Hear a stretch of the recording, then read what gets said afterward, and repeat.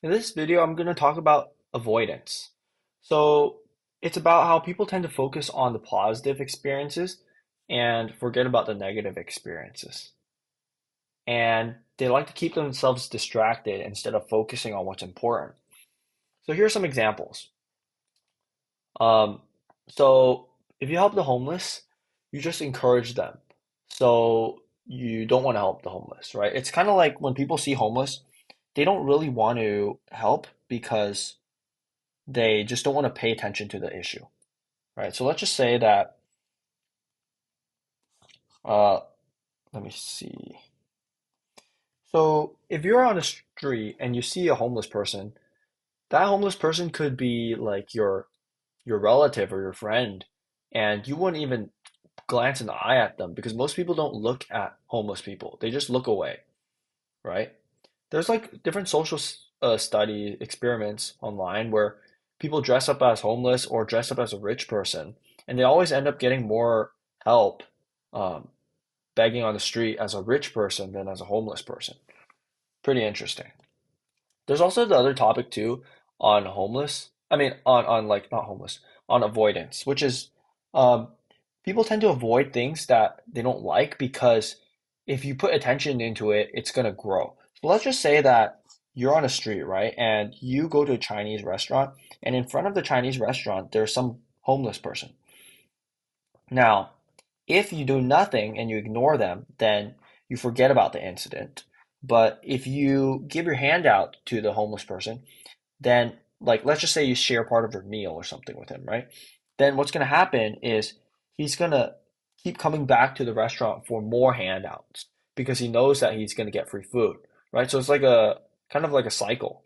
And so if you want to not have homeless people in front of the restaurant, then you shouldn't share your food with them. And that's kind of mean, but kind of kind of is the case. So it's kind of like let's say you see a like a person that is sick on the street, right? Or just a person that's sick in general. Most people do try to avoid that person because they don't want to get sick themselves. So I was thinking about how people tend to avoid like poor people and gravitate towards rich people. So this one it says it was Dan Penna's quote. It's not exactly related, but he said poorness rubs off onto people. So he says if you surround yourself with poor people, then pretty soon you're gonna act like uh super like tight-fisted with money as well. Okay, so let's look at the next thing. And it says city preppers and gangs of Romania in the hyperinflation era. So this video is actually by a guy called what's his name? Actually by a guy called um what's his name? Damn, I forgot. Star Path Academy. All right, so let me type that out. Star Star Path Academy. So what he was saying is that back in the days when he was in Romania, what happened was uh, your village, or let's say you're in a village, right? And everyone is poor, and you only have enough food for your own village. Well, pretty soon, another village is going to come, and they're going to want to get food from you. And so what you're going to have to fight them back. Other otherwise they'll keep taking your food, right? And you cannot have them keep taking your food because guess what? You've got limited food, right? So that's one topic. Another topic is on the topic of truth and lies, on being straightforward versus hiding and covering losses. And I said that gamblers don't talk a lot about losses, right?